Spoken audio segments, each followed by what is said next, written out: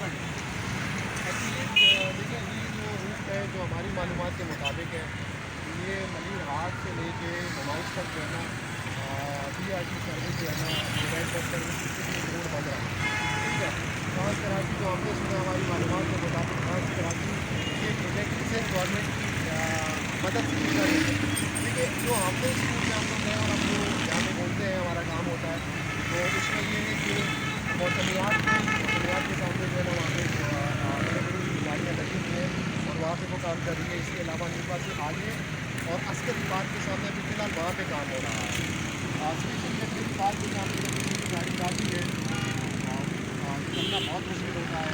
अगर आप लोग अपनी वहाँ पे जाएँ तो आपको ध्यान मिलेगा। अच्छा हमने ये बनाया है रोड बहुत अलग हो रही है,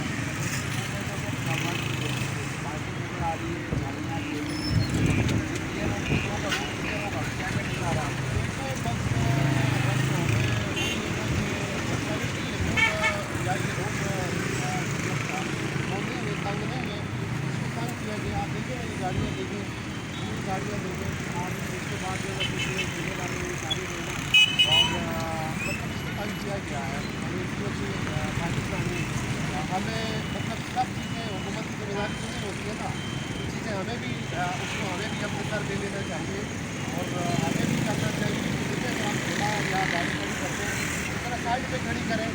आप पूरी कराची में देखिए, पूरे पाकिस्तान में देखिए रोड को काफ़ी जगहों पे जो है तंग किया गया है।